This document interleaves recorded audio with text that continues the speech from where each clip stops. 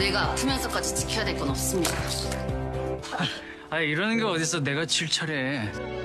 그 순간만큼은 온갖 아픔을 다 잊을 수 있어. 너라는 사람을 만나.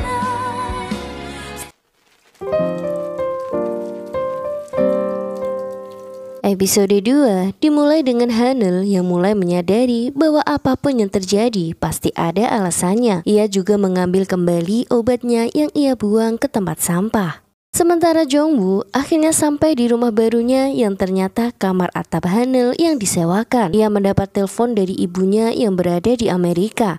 Ibunya memang mengkhawatirkan kondisinya, tapi ibunya lebih khawatir dengan pengangkatan ayahnya menjadi calon ketua asosiasi jantung di Amerika. Ibunya bahkan meminta Jongwoo untuk tidak membuat ulah lagi. 때로는 인생 최악의 상황과 함께.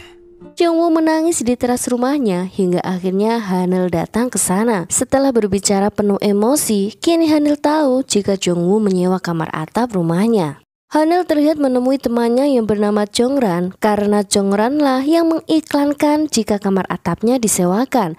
Jongran tak tahu jika Jongwoo yang akan menyewa kamar itu karena ia hanya memberitahu seniornya di rumah sakit. Melihat Hanel yang kesal, Jongran malah mengira jika Jongwoo adalah cinta pertama Hanel di sekolah. 첫사랑 얘기 계속 듣고 싶은데. 첫사랑? 지금까지 계속 했잖아. Rupanya senior Jongran yang dimaksud juga senior Jongwoo. Jongwoo tampak kesal karena seniornya tak memberitahu padanya jika rumah itu adalah milik Hanel. 그것도 그냥 원수가 아니라 상원수. Scene kembali pada masa lalu saat mereka masih sekolah.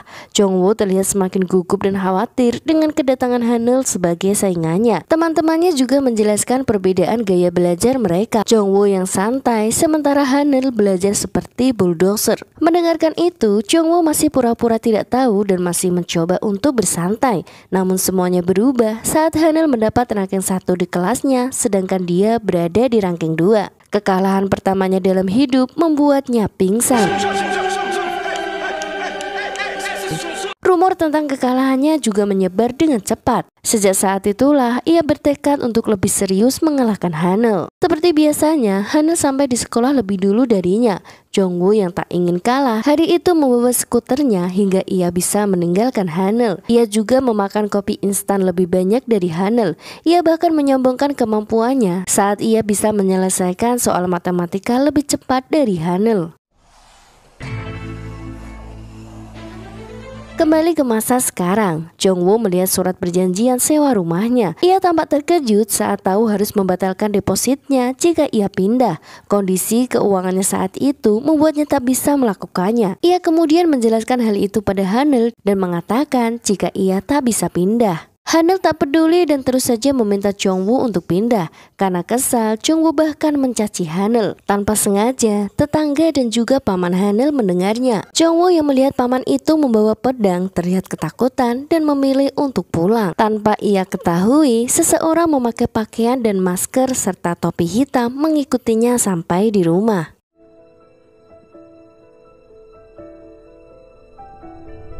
Jongwoo terbangun saat bermimpi jika ada orang yang mengikutinya. Kasusnya yang menewaskan kliennya membuat hidupnya tidak tenang dan merasa terus dihantui. Sementara di tempat lain, dua karyawan Daeyoung mengeluhkan klinik mereka yang semakin sepi. Mereka mengusulkan agar Daeyoung membuat channel untuk mempromosikan kliniknya. Tapi Daeyoung menolak karena hal itu seperti mengambil kesempatan saat Jongwoo terpuruk. Hari itu Jongwoo mencoba untuk menemukan rumah baru, tapi berita tentangnya telah menyebar hingga tak yakin ada orang yang ingin menyewakan rumah untuknya. Jongwoo kemudian pergi ke rumah sakit untuk menemui seniornya. Rupanya ia meminta seniornya untuk mencari tahu ahli anestesi yang saat itu ikut operasi bersamanya. Semua stafnya bersedia memberikan keterangan pada polisi kecuali ahli anestesi itu. Namun seniornya tak menemukan apapun tentang pria itu. 그러니까 말이야. Tanpa sengaja, ia kembali bertemu Hanel. Layaknya seorang musuh, mereka terus berdebat tentang kejadian masa lalu saat mereka masih sekolah. Hanel yang kalah terlihat kesal lalu mengusir Jongwoo dari sana.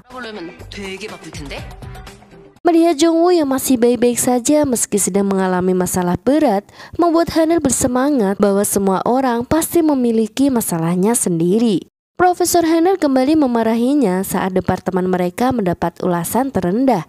Seperti biasa, Hanel hanya bisa diam dan terus meminta maaf. Seorang perawat tiba-tiba datang dan berkata bahwa putri pimpinan rumah sakit yang sedang hamil mengalami pendarahan dan harus segera dibedah. Profesor itu juga meminta Hanel untuk ikut bersamanya. Saat memasukkan selang ke dalam tangan pasien, profesor itu selalu saja salah menemukan pembuluh darah hingga menyebabkan beberapa luka di tangan pasien. Hanel yang melihatnya kemudian menawarkan diri untuk melakukannya. Hanel bahkan bisa melakukannya dengan mudah hingga akhirnya operasi itu bisa segera dimulai. 시작하셔야 됩니다. Setelah operasi, dia merasa sesak dengan jantung berdebar kencang. Ia kembali mengunjungi psikolognya untuk konsultasi. Menurut dokter, semua itu adalah gejala fisik jika Hanel memang menderita depresi. 증상이라고 보시면 될 것 같습니다. Saat kembali ke rumah sakit, ia mengetahui jika pimpinan rumah sakit marah karena luka di lengan putrinya. Profesor Hanel mengambil kesempatan itu untuk menyalahkan Hanel demi reputasinya. Saat di ruangannya, profesor itu meminta Hanel untuk mengambil alih kesalahannya dan meminta Hanel berlutut pada pimpinan rumah sakit. Seolah tak memiliki kesabaran lagi, untuk pertama kalinya, Hanel mulai menjawab ucapan profesornya. Ia tak terima disalahkan atas hal yang tidak dilakukannya. Ia bahkan tak bersedia berlutut untuk orang lain. Saat profesornya akan menamparnya, ia berhasil menghalaunya. Ia bahkan menendang kaki profesor itu seperti yang profesor pernah lakukan padanya. Setelahnya, Hanel memilih berhenti dari pekerjaannya dan pergi dari sana. Ia telah bertekad bahwa ia tak akan mengorbankan kesehatannya untuk hal seperti itu. Kabar itu menyebar dengan cepat pada rekan-rekannya di rumah sakit termasuk Jongran. Jongran kemudian menemuinya di depan rumah dan menanyakan alasannya. Tanpa sengaja, ibunya mendengar kabar itu dan marah. Hanel mencoba menjelaskannya, tapi ibunya terlihat egois karena tak ingin mendengar penjelasan Hanel. Ia bahkan berkata bahwa ia telah melakukan segalanya agar Hanel menjadi dokter. Ia tak peduli saat Hanel berkata bahwa Hanel depresi. Hanel memutuskan untuk pergi dari rumah. Tanpa ia ketahui, Jongwoo mendengar semua pertengkarannya dengan ibunya. Jongwoo yang mengira jika Hanel selama ini baik-baik saja, ternyata juga memiliki masalah yang begitu berat. Malam harinya, Bada menunjukkan obat depresi pada ibu dan pamannya. Ibunya yang melihat itu tampak bersalah dan mulai menyadari kesalahannya. Tanpa sengaja, Jongwoo bertemu dengan Hanel di jalan. Ia mengajak Hanel minum soju bersama, namun rencananya tak seperti yang ia harapkan.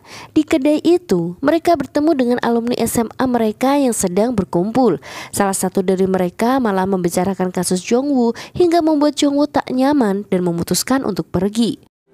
더 이따가 올래? 난 일이 생겨서. Saat bertengkar dengan kedua temannya, tanpa sadar Hanel mendengarnya dan memilih mengikuti Jongwoo untuk pulang. Jongwoo bertanya apa Hanel masih ingin minum soju lagi. Hanel mengiyakan dan akhirnya mereka minum berdua di sebuah kedai.